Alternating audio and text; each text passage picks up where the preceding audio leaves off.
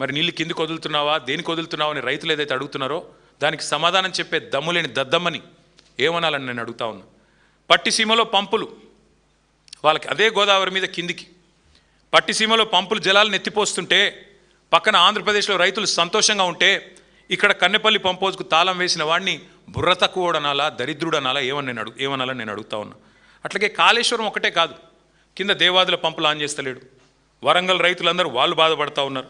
వరంగల్లో ఇదే దేవాదుల సిస్టమ్ని అద్భుతంగా 10 ఏళ్ల పాటు నడిపి మరి పండగలాగా వ్యవసాయాన్ని చేసిన బీఆర్ఎస్ ప్రభుత్వం గుర్తు చేసుకుంటూ బాధపడుతున్న రైతులు ఎవరైతున్నారో వారి బాధ ఇవాళ వారిని అడుగుతా ఉన్నా, వారి తరపున అడుగుతా ఉన్నాం. అట్లాగే మరి కేసీఆర్ గారి మీద కోపంతో ఇవాళ మొత్తం రైతులను ఎండబెట్టే పనిలో ఉన్నావు. నువ్వు 4 సార్లు రైతు బంధు ఎగ్గొట్టావు, రైతు బీమా కడతలేవు, గింజలు కొంటలేవు. నేను బుర్ర తక్కువడనాలా, బుద్ధి లేనోడనాలా, ఏమనాలని నేను అడుగుతా ఉన్నా. 6 గ్యారంటీలు, 420 హామీలు, 13 డిక్లరేషన్లు అన్నీ అమలు చేస్తానని పోటుగాడులాగా పోజుగొట్టి ఇవాళ 31 నెలలైనా చేతగాని మాటలు మాట్లాడుతున్న సన్నాసిని ఏమనాలని నేను అడుగుతా ఉన్నా. కానీ ఒకటి మాత్రం పక్కగా చెప్తా ఉన్నా, మా ప్రశాంత్ రెడ్డి గారు గుర్తు చేస్తున్నారు, ఎస్ఆర్ఎస్పి పునరుజ్జీవం కూడా ఎండబెడుతున్నాడని. వాస్తవం, కిందికి సీతారామ మోటార్లు నిన్ననే ఆన్ చేసినట్టున్నారు, అదొక్కటే ఆన్ చేసినట్టున్నారు, అంతేగాని మిగతాయి మాత్రం మొత్తం సిస్టమ్ ఎండబెడతా ఉన్నాడు. దేవాదులలో కేవలం 2 పంపులు ఆన్ చేశారు, మొత్తం కెపాసిటీ ఫుల్ కెపాసిటీ నడపచ్చు, అది నడపడు. కన్నెపల్లి పంప్ హౌస్లో మోటార్లు ఆన్ చేస్తే నీళ్లు మొత్తం వస్తాయి, నడపడు. ఎస్ఆర్ఎస్పి పునరుజ్జీవ ప్రాజెక్ట్ ఆన్ చేస్తే మొత్తం ఎస్ఆర్ఎస్పి నింపొచ్చు, అది చేయడు. అందుకే నేను అనేది చివరికి మరి రేవంత్ రెడ్డి గారిని, ప్రజలకు ఇవాళ అర్థమైపోయింది, ఇది కాలం తెచ్చిన కరువు కానే కాదు. కాళేశ్వరం మీద కోపంతో, కేసీఆర్ గారి మీద కక్షతో ఇవాళ మీరు కాంగ్రెస్ తెచ్చిన కరువు ఇది. ఇందులో ఎవ్వరికి ఎలాంటి అనుమానంగా అనుకోవటం కానీ లేదు. ఖచ్చితంగా నేను చెప్తా ఉన్నా, మీకు ఒకవేళ మీరు కనుక పంపులు ఆన్ చేయకపోతే రాష్ట్ర వ్యాప్తంగా రైతులు చూస్తూ ఉన్నారు. చరిత్రహీనుడుగా, రైతు ద్రోహిగా నువ్వు, నీ కాంగ్రెస్ ప్రభుత్వం చరిత్రలో మిగిలిపోతుంది. ఎన్నటికీ కూడా మళ్ళీ లేవలేనంత భయంకరమైన దెబ్బతింటామని చెప్పి కూడా హెచ్చరిస్తూ, మీకు కావాలంటే ఈ డేటా మొత్తం సిడబ్ల్యూసి డేటా కానీ ఇంకోటి కానీ మొత్తం నేను పత్రికా మిత్రులకు ఇస్తా, తెప్పించుకో, ఇంజనీర్లను పిలిపించుకో, మాట్లాడు, బేషజానికి బోకు, ఇంకనైనా పంపులు ఆన్ చేయాలని మళ్ళొకసారి వారికి డిమాండ్ చేస్తూ మరి పత్రికా మిత్రులందరికీ కూడా ధన్యవాదాలు, నమస్కారం.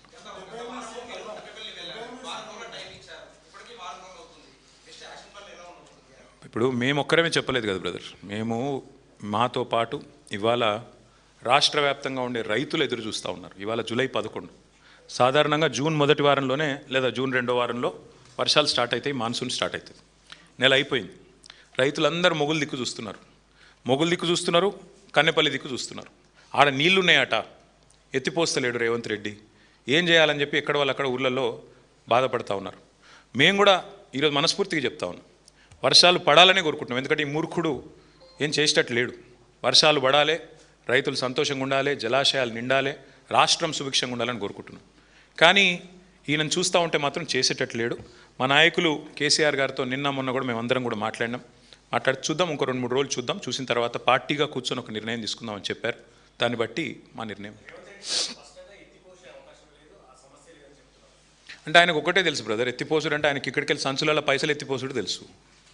ఈఎంఐ ముఖ్యమంత్రి కదా, ఈఎంఐ కట్టకపోతే ఢిల్లీలో ఉద్యోగం పోతుంది కదా. పైసలు ఎత్తిపోయడం బాగా తెలుసు, నీళ్ళు ఎత్తిపోయడం తెలియదు, సంచులు మోయడం తెలుసు, కానీ ధాన్యం సంచులు నింపడం తెలియదు. అట్లాంటి దౌర్భాగ్యుడు ఈ రాష్ట్రానికి ముఖ్యమంత్రిగా ఉండడం మా కర్మ. ఏం చేస్తాం? తప్పకుండా రాష్ట్ర రైతులు తగిన సమయంలో, ఎందుకంటే వాళ్ళకి తెలుసు కర్రుగాల్చి వాత ఎప్పుడు పెట్టాలో, కాంగ్రెస్కి ఎట్లా బుద్ధి చెప్పాలో, ఎట్లా పాతి పెట్టాలో కాంగ్రెస్ను 100 అడుగుల లోతులో తప్పకుండా తెలుసు. సమయానుకూలంగా రైతులే సమాధానం చెప్తారు.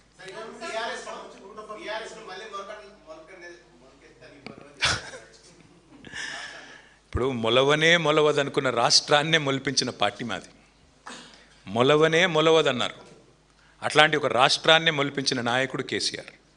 ఆయనను ఈ అంగుష్ట మాత్రుడు, ఆయనకు హైట్ ఒకటే తక్కువ అనుకున్నా, బుర్ర కూడా తక్కువ అని ఈ మధ్యనే తెలిసింది. అందుకే అనేది మాట్లాడేటప్పుడు ఒళ్ళు దగ్గర పెట్టుకొని మాట్లాడాలి. మీ రాహుల్ గాంధీ గారు వరుసగా 2014 నుంచి ఇప్పటిదాకా 3 ఎలక్షన్లు ఓడిపోయింది. అయితే ఖతం అయిపోయిందా కాంగ్రెస్? ఉంటుంది కదా, అడుగో బొడుగో ఆడనే ఉంటుంది. అట్లాంటిది ఇంత పవర్ఫుల్ పార్టీ, రాష్ట్రం తెచ్చిన పార్టీ, అంత పవర్ఫుల్ నాయకుడు ఒక్క ఎలక్షన్లో మీ అన్ని అబద్ధపు మాటలు చెప్పి ప్రజలను గోల్మాల్ చేసి దొంగ ఓట్లతో గెలిచినావు నువ్వు. నీకే ఇంతుంటే, తెలంగాణ ప్రజల మీదకి తుపాకీ తీసుకుపోయిన నీకే ఇంతుంటే తెలంగాణ తెచ్చిన మాకెంత ఉండాలని పెట్టుమని, అంత సిపాయి అయితే మొలకెత్తని అని అంటుండు కదా, పెట్టుమని రాష్ట్రంలో ఎలక్షన్లు పెట్టుమని. ఉప ఎన్నికలు పెడతాడా, జిల్లా పరిషత్ పెడతాడా, లేకపోతే మొత్తం శాసనసభ రద్దు చేసి అసెంబ్లీకి పోతాడా, పొమ్మని చూస్తా. ఎందుకంటే ఆయనకు తెలుసు, ఆయన సర్వేనే చెప్తున్నది. ఇప్పుడు మిడ్ టర్మ్ అయిపోయింది బ్రదర్, మొత్తం 2.5 ఏళ్ళు అయిపోయింది. లాస్ట్ ఇయర్ ఎట్లాగో ఎలక్షనే, మిగిలింది 18 నెలలు.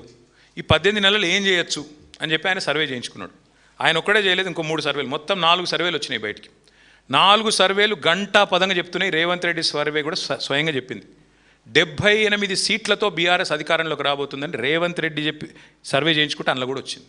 అంతెందుకే మీ వాళ్ళు కూడా చేసిండట, అది కూడా తెలుసుకో. నీ పేరు వద్దులే కానీ మీ వాళ్ళు, మీ ఛానల్ వాళ్ళకి పేరు చెప్తే మళ్ళీ అదో రపరప. కాదు ఒక్క మాట, నేను చెప్పేది అబద్ధమైతే మరి ఏ దేవుడి మీద ఒట్టు పెడతాడు ఆయన చెప్పమను, ఏ దేవుడి మీద ఒట్టు పెడతాడో చెప్పమను. ఆయన చేసిన సర్వేలు ఏమొచ్చిందో పెట్టమని చెప్పమను.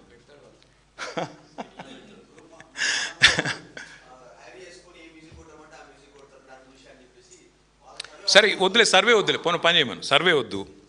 మా ఎమ్మెల్యేలు ఎత్తుకపోయింది కదా 10 మందిని, మరి ఇంతపాటి మగవాడు ఇంతపాటి సిపాయి అయితే పెట్టుమని రాదు, అక్కడ 10 మందితో రాజీనామా పెట్టిమని చూద్దాం. ఇంత ధైర్యం ఉంది కదా ఆయనకి, రొమ్ము విరుచుకొని చెప్తున్నాడు కదా, గెలుస్తా, ఇది చేస్తా, అది చేస్తా అని. పెట్టుమని ఎలక్షన్లు మేమెందుకు అద్దంటాం?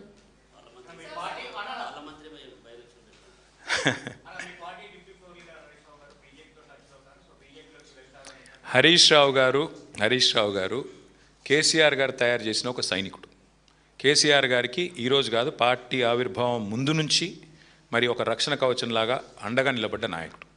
ఆయన మీద ఈ పుకార్లు ఎప్పటి నుంచో వస్తూనే ఉన్నాయి, ఆయన చెప్తానే ఉన్నాడు పాపం. ఆయన ఒకసారి కాదు, ఇప్పటికీ కొన్ని 100 సార్లు చెప్పిండు, నా క్యారెక్టరు ఇంపార్టెంట్, నేను నీలాగా కాదు రేవంత్ రెడ్డి, నువ్వు 4 పార్టీలు మారినోడివి, నువ్వు మాట్లాడితే ఎట్లన్నాయా అని చెప్పి కూడా చెప్పిండు. ఇక ఆయన ఇంకెన్నిసార్లు చెప్పిస్తారు పాపం హరీష్ రావు గారితో. కాబట్టి శీల పరీక్షలు పెట్టాల్సింది ఎవరికన్నా ఉంటే ఈ దేశంలో, ఈ రాష్ట్రంలో రేవంత్ రెడ్డి గారికి. ఎందుకంటే ఆయనలాగా మాకు లాలూచి పడే అవసరం లేదు, ఆ పరిస్థితి లేదు. రేవంత్ రెడ్డి ఢిల్లీ పోతే ఏం చేస్తాడో నాకు తెలుసు, మీ మీడియా మిత్రులకు కూడా తెలుసు, మీరు సిగ్గుపడుతున్నారు చెప్తలేరు. పొద్దున కాంగ్రెస్తో ఉంటాడు, రాత్రి బీజేపీతో ఉంటాడు. ఆయన గురించి ఎవరికి తెలియదండి. రాత్రి పోయి బీజేపీలో కాళ్ళు పట్టుకుంటాడు, పొద్దునంతా కాంగ్రెస్తో డ్రామా చేస్తాడు. గాయన కూడా మాట్లాడతాడు హరీష్ రావు గారి గురించి, మా నాయకుల గురించి. కాబట్టి రేవంత్ రెడ్డి గారు పార్టీ మార్పిడి గురించి ఎంత తక్కువ మాట్లాడితే అంత మంచిది, ఆయన ఆరోగ్యానికి ఎంత మంచిది. Yes ma'am.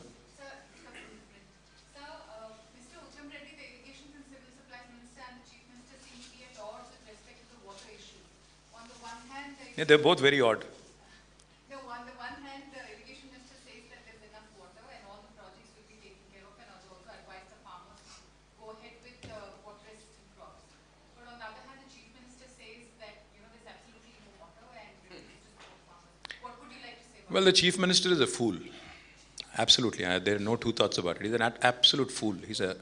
He's somebody who has no clue about the irrigation system of Telangana.